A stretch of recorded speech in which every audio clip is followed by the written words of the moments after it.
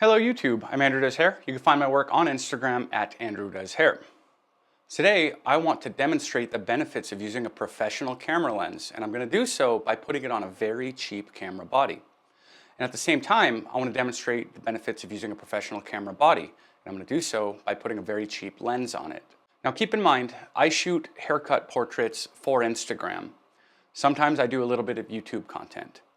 I'm not a landscape photographer, I'm not a sports or wildlife photographer, I'm not an event photographer, I'm not a cinematographer or a videographer.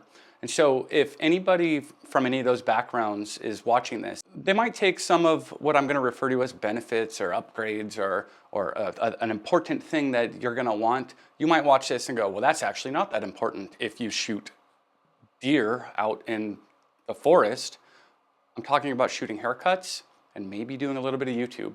One more thing I want to point out before I move forward. I'm going to use the words pro and cheap a lot throughout this demo, and the differences that I'm going to highlight here don't necessarily come down to the difference between pro versus cheap.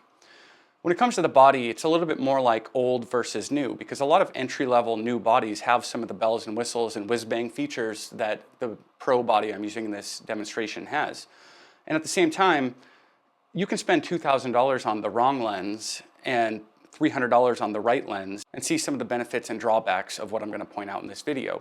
And so I'm going to just generalize to make my conversation a little bit easier here. I'm going to say pro and cheap because in this case, the pro lens that I'm using is a Sigma 85mm f1.4 art. This is a $1,200 lens that is renowned for portraits. This is like a portrait lens. The cheap lens that I'm using to compare it to is a 50mm f1.8 lens. Now, as I call it a cheap lens, I'm not saying it's a bad lens. The 50mm f1.8 is actually a phenomenal value that every photographer should own.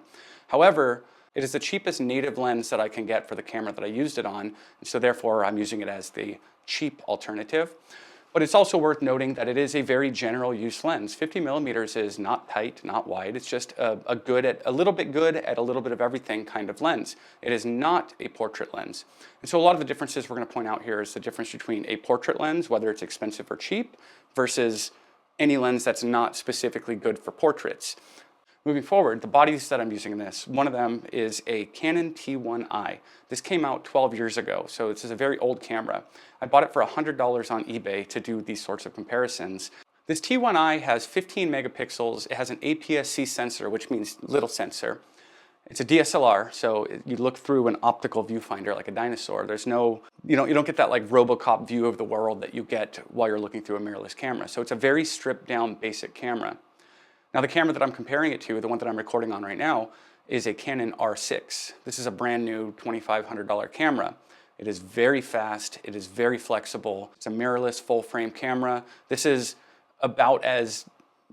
it's pretty close to top of the line. So with all that said, let's move forward into some of these tests here. So the first test that I did is I want pictures of myself working for my Instagram content test. Now with the older camera, it has a self timer. What you'll want to do with this thing is frame up your shot and set your focus and then turn on the self timer and race over to start working. Now, because you're setting your focus before you're running away from the camera, it's not going to move and adjust if your model moves or adjusts. And so if they move, they might move out of the frame or they might move out of focus. And so this particular camera has a feature where at the end of the self timer, it can take a burst of up to 10 photos, which is really neat because then you get 10 photos to choose from as you're working. And not every camera has that. Even, I want to say my EOS R, which is a newer, higher end camera, newish, high-ish end camera, it doesn't offer that. Like the self timer at the end takes one photo. And so every camera should have a self timer. Some of them can take many photos at the end of the timer, but that's about how with an older or cheaper camera, you're going to get pictures of yourself working. Now with this newer camera, with the Pro camera, it has a feature called continuous autofocus. And what this will do is, much like it's doing in this video right now, as I move around, it's following my eyes and staying focused on me. And so you can turn that on, and as the camera is looking at the world, it'll continually focus on whatever it thinks might be a subject. Now, it's not perfect. Sometimes if I'm doing a haircut, it'll want to focus on my watch because it's like a contrasty, shiny thing, and it'll go, oh, that must be what you want. But then it's like missing the scissors, and so it's not perfect, but if it sees a face, it's really good at grabbing a face.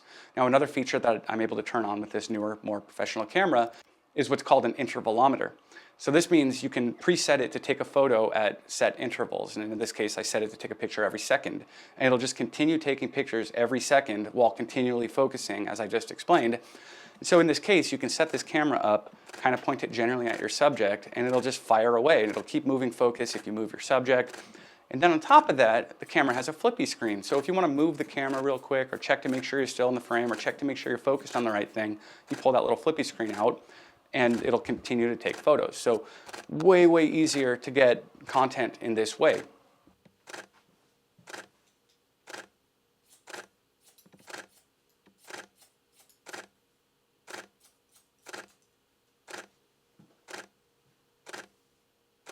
So if we take some of the shots taken from each of these cameras, what you'll see is with the professional lens, the background is almost non-existent. And the little bit of background context there is in there is very soft and very blurry and very non-distracting. It's just a pretty looking background. In the other photo, you'll see that there's a lot more background and it's a lot busier. Now you might be thinking, well, the other camera was further away. It actually wasn't, it was closer. But because of the focal length on the cheap lens not being ideal for this kind of portraiture, it lets in a lot of background and it makes backgrounds kind of busy. And so this is one of the things we're going to see throughout this video that's going to be the huge difference between these lenses. So I would say in this case, as far as taking selfies of yourself working, I don't know if I could draw a clear winner there. The lens looks better on the cheap camera, but doing this process with the pro camera is just way easier and way nicer. And so really that one's going to come down to what's more important to you. Do you want a smoother, blurrier background, or do you want an easier time setting up your camera and shooting? Here in this next test, I did just a general haircut photo. I just had Austin stand there and say cheese while I took his picture. You'll see that with the pro lens and the cheap body, I have to stand very far away to get the photo. Now, oddly enough, with most barbers and stylists that I kind of talk to as they're getting into this, it's a negative that they feel like they have to stand so far away. They buy like a portrait lens and they go, oh my gosh, I have to stand so far away. This is inconvenient. How can I stand closer? The thing you need to understand is that distance, while yes, you have to stand further away with a portrait lens, don't look at it like, oh, I have to stand further away. When you take pictures from further away, people look better and backgrounds look better. Everything looks better from further away. That's why professional portrait lenses will kind of force you to move further away. So don't look at it like it's forcing you to move further away. Look at it like it's allowing you to shoot from further away. Because when you shoot from further away, you get better facial proportions, you get better foreground to background proportions. Now with the Pro Body cheap lens, as I go to take a photo of him in the same place, you'll see that there's just way too much background in there. And so what I do is I move him and the lights and everything closer to the background to fill up more of the frame of the background. And as I do this, I have to shoot him from much closer. And the result is that the background is less separated from the foreground because he's closer to it. So what you get from a professional portrait lens versus a cheap general lens that can do a little bit of everything, is you get subject isolation. You can see with the cheap camera, he looks a little more statuesque. The background is just a factor that's not as distracting. You can barely, if at all, see the lines in the bricks there, but with the general purpose cheap lens, you get some subject isolation. It's way better than a phone, but it's not nearly as good as the portrait lens. So in this case, if I'm taking a picture of a client standing there saying cheese, 10 out of 10 times, I want the pro lens and the cheap body. It just looks better. A lot of us work in busy salons and barbershops where we don't have just a nice plain wall to shoot in front of. So for the next test, what I did is I took a busy background and I tried to diminish it and take care of it in camera. So with the pro camera and the cheap general purpose lens, again, I have to shoot closer with this setup to fill the frame with his head. But even as I get closer to cut out more background, there's actually still going to be a lot more background than if I use the professional portrait lens. This is something you're getting when you get a portrait-specific lens, is it will take care of your background for you. It'll cut out most of it, and what it leaves is going to be a lot more blurry and a lot less distracting than what you're going to see with kind of a general purpose cheap lens. Another thing you'll notice looking at these photos side by side is when I shot him with the pro lens, his nose and his forehead are smaller than when I shot him with the cheap lens. You'll also notice that his neck is a little broader. If you look at the cheap lens, he looks skinny, and not to put Austin on blast here, but He's one of those guys, he's like 6'5" and lean, and he just always thinks he's skinny. Like if I want to shoot a guy who's worried that he's skinny, I want to use the pro lens and make him look a little more statuesque and substantial looking with a smaller nose and a smaller forehead. With the general purpose lens, even up close, it's letting in a lot of background. It's making his head look narrower and taller. He's kind of giving a little bit of a moon head situation there. And by using the portrait lens, everything is shaped very, very differently.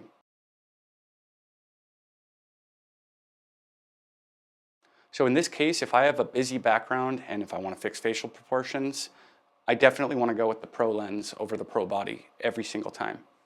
In this next test, I broke out my flash to sort of remove resistance. What I mean by that is when you have enough light, your camera just performs better. And this is true with your phone or with any camera ever. The more light you have, the better it performs. So within the body, there's a setting called ISO, which is how sensitive the camera is to the light. If you have less light, you can get a brighter image out of your camera by raising the ISO to make it more sensitive to the light. With any camera, when this ISO goes too high, the image becomes noisy, it becomes grainy, you lose a lot of detail. With a nicer, newer, proer camera, you can raise this ISO higher than you can with an older, cheaper camera before it starts to look noisy and messy and grainy and before you start to lose detail. However, with the lenses, you have an aspect of your lens called the aperture, or f number. The lower this number is, the more light can be transmitted through the lens. So that 50mm f1.8 that I said is not a bad lens. It's tremendously better than what would come with your camera, which is what they would call a kit lens. So typically a kit lens is going to be f4, f5.6, some of them even f7.1. Now, an f5.6 lens lets in like 8 times less light than an f1.8 lens. Given whatever light you have available in the room, if it can't get through your lens, your camera will have to use that higher ISO and get more grain and noise. So with these two particular lenses that I'm comparing here, the 85mm is an f1.4, which lets in like, I don't know, 70% more light than an f1.8.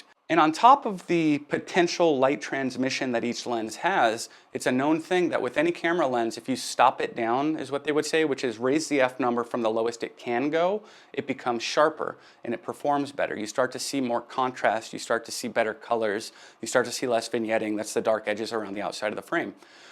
So by using a flash, I can keep this ISO really, really low, which will give the camera better performance, the body a better performance, and I can keep the aperture a little bit closed up, which gives the lens better performance. And so essentially, as I said a minute ago, I'm taking out the resistance. No part of either setup is having to work hard here. I'm putting them in perfect, ideal lighting scenarios to see how well they perform next to each other. Now, this was a really fun one to do because when you have both cameras working at ideal settings, you really can't see the difference.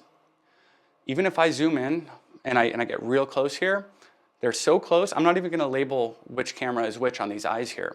So this is a 15 megapixel, $100, 12-year-old camera and a brand new $2,500, 20 megapixel camera.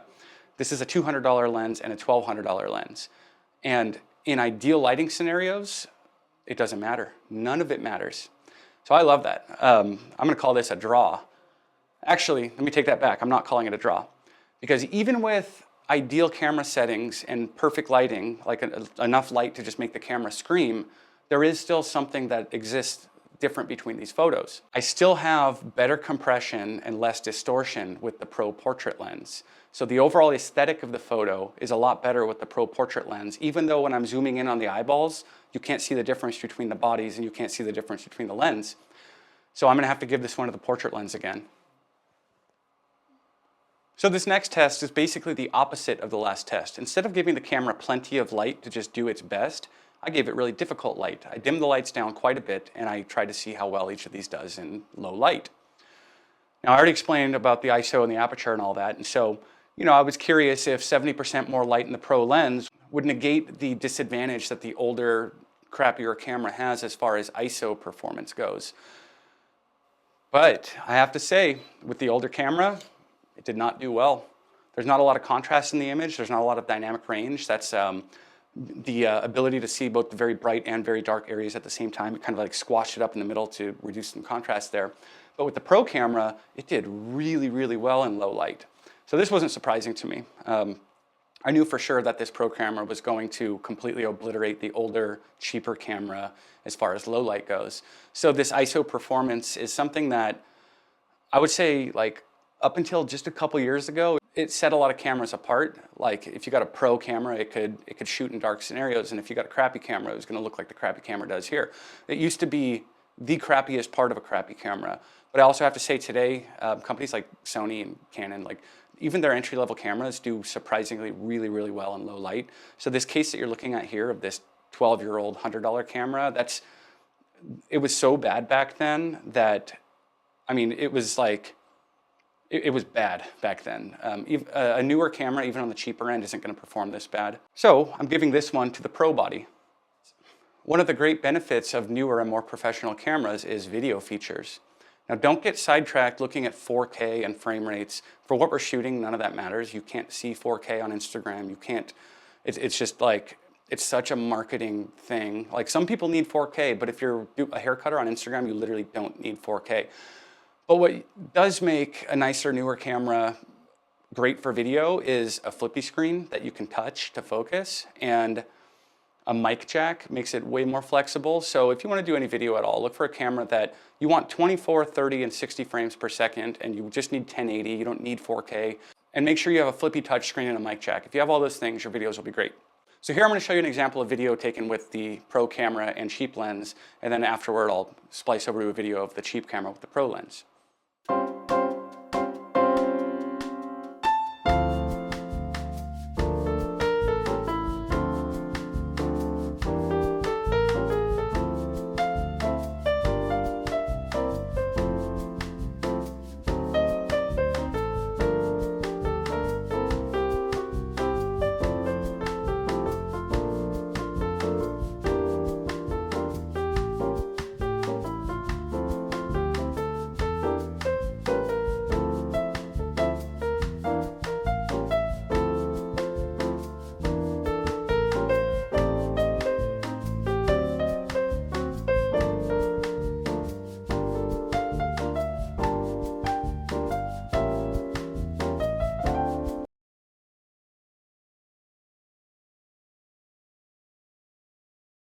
So with this particular Canon T1i, this came out before the days of DSLR video. I want to say the Canon 5D Mark II, which came out 3 years after the T1i, that was the first full frame camera that could record 1080, 24 frames a second, which is essentially cinema. And that changed the game for everybody. So in this case, it goes without saying, the newer, nicer camera wins for video. And I'm going to be very clear again. When you're looking at a newer, nicer camera, 4K and 120 frames a second doesn't make a haircut video look better. But flippy screen, touchscreen, mic jack will make a haircut video a lot easier to do. Having good lighting and good audio is going to be 100 times more important than having 4K or having 120 frames a second. And on top of that, having a nice lens is going to be twice as important as having 4K or 120 frames a second. In fact, your phone shoots 4K. Shoot a 4K video on your phone, and then shoot a 1080 video on your phone and see if you can see the difference. It's such a negligible, minor difference for what you're doing. And I keep stressing this because it kills me when I see somebody spend an extra $1,500 on a camera that doesn't benefit them in any way except it says 4K on it. Yeah, so please don't do that. So for the final test, I did action shots, or that is, as much action as you probably realistically would get for a haircut photo. So with the cheap camera body and the Pro lens, I was able to get 9 photos in 10 seconds, and 2 of those photos were out of focus.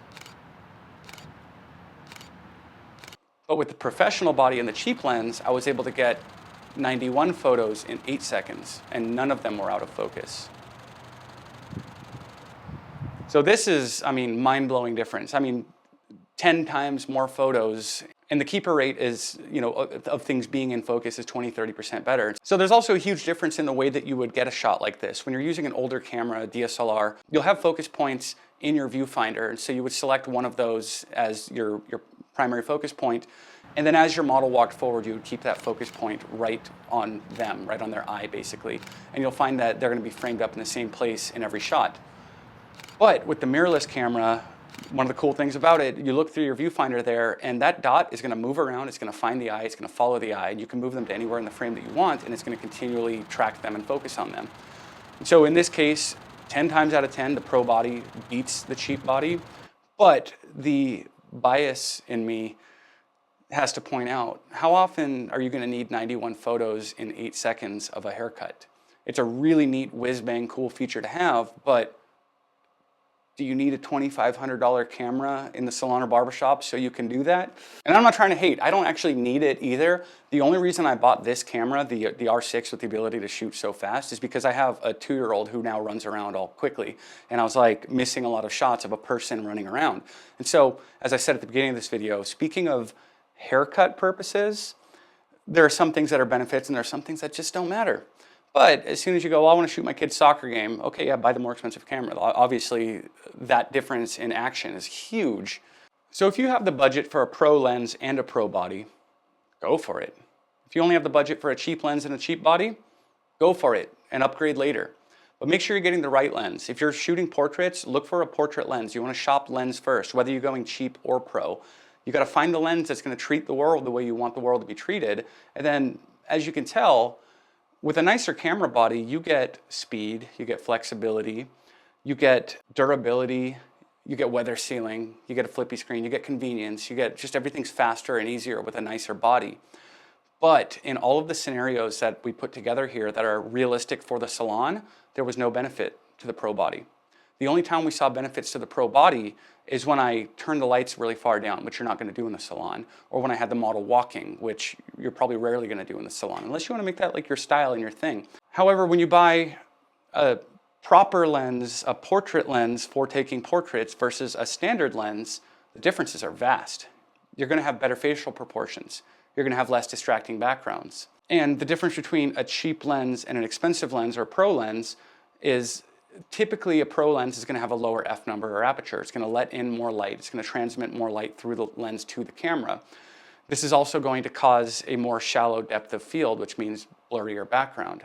And so as you're getting these more, you'll find that as the f number goes down, the dollar signs go up when you're looking at lenses. Another thing you'll start to find in more expensive lenses is like better build quality. They'll be weather sealed. They'll be made of all metal instead of plastic and metal. In some lenses, you might find image stabilization, which means if you're hand holding video, you can take some shake out of the video. So when you go to piece together your camera, just be really, really aware of what each part of the camera is doing for your photos. And hopefully this video helped you to kind of understand that.